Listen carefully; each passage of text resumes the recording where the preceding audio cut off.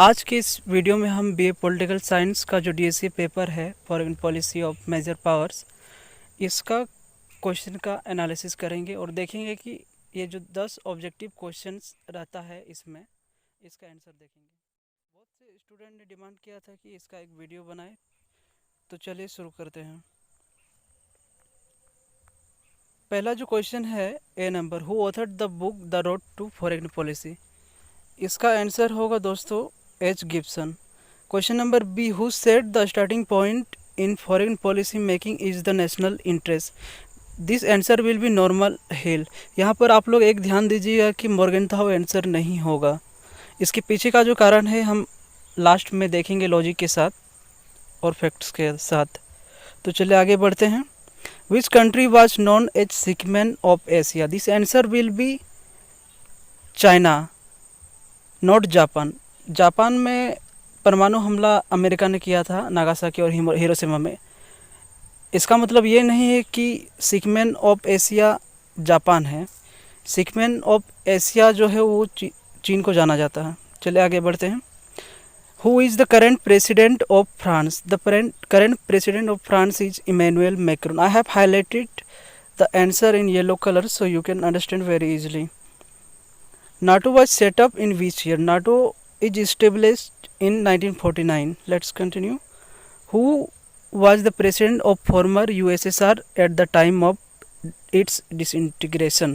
तो सोवियत संघ का जब विघटन हो रहा था तो उस समय जो वहाँ के राष्ट्रपति थे वो एम गोर्बाचेव थे। इसके बाद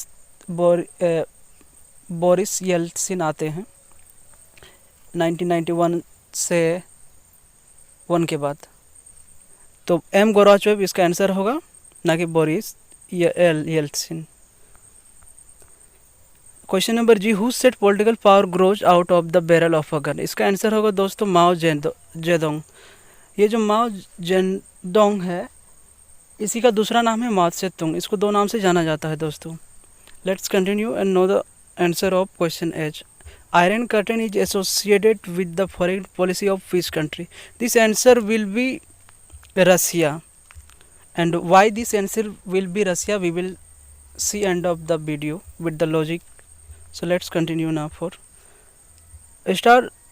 start 1 and start 2 were signed by which of the following two countries? This answer will be USA and Russia. Question number J is Russia is a member of what? Russia is a member of G8.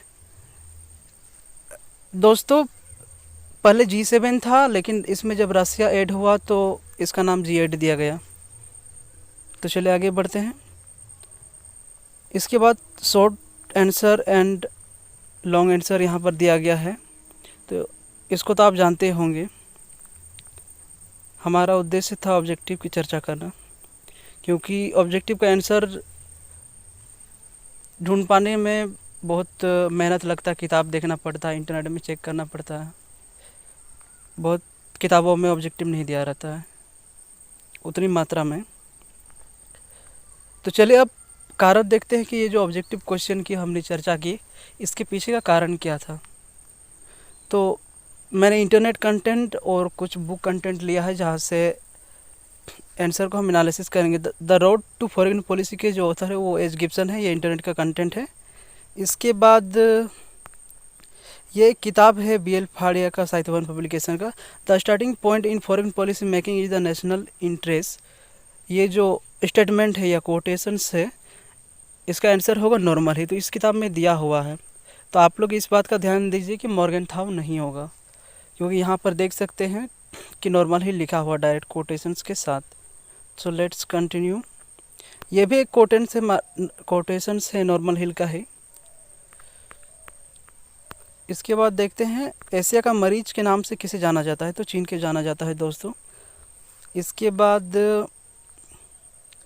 France के जो current president है वो Emmanuel Macron है। NATO की स्थापना 4 अप्रैल 1949 को हुई थी। यहाँ आप देख सकते हैं, मैंने इंटरनेट से लिया है ये कंटेंट। इसके बाद dissolution of the Soviet union.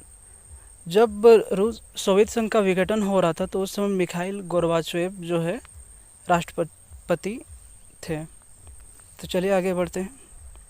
माओ से तुंग, तो हमने बताया था कि माओ से तुंग या माओ जेडोंग ये एक ही आदमी का दो नाम है। तो माओ से तुंग या माओ जेडोंग दोनों एक ही है। चलिए आगे बढ़ते हैं। नेक्स्ट जो क्वेश्चन था वो इससे संबंधित था कि political power grows out of the barrel of a gun किसने कहा है। तो इसका आंसर होगा माओ से तुंग या माओ जेडोंग। तो दोनों एक ही व्यक्ति हैं। इसके बाद आयरन कर्टेन से संबंधित हमारा प्रश्न था ऑब्जेक्टिव। तो ये जो आयरन कर्टेन शब्द है ये सोवियत संघ के विदेशी नीति से संबंधित है। द्वितीय विश्व युद्ध के अंत से लेकर 1991 में शीत युद्ध के अंत तक यूरोप को दो अलग अलग क्षेत्रों में विभाजित करने वाली राजनीतिक सीमा का वर्णन करने वाला एक शब्द है। तो इसका आंसर होगा सोवियत संघ, आयरन कर्टेन। यहाँ आप देख सकते हैं दोस्तों, मैप में दिया गया है ये जो ब्लैक कलर का लाइनिंग है ये लोहे का पर्दा काले रंग में दिखा रहा है, और जो राइट साइड का जो बड़ा भाग है वो रसिया के से संबंधित है, और जो लेफ़्ट साइड में नीला कलर का दिख रहा है ग्राफ मैप में वो नाटो से सदस्य देश हैं, जिसमें अमेरिका ने बनाया था नाटो, वही वाला। इसके बाद स्टार्ट 1 एंड स्टार्ट 2, तो ये ट्रीटी था अमेरिका और रसिया के बीच। तो इसका आंसर अमेरिका एंड रसिया होगा।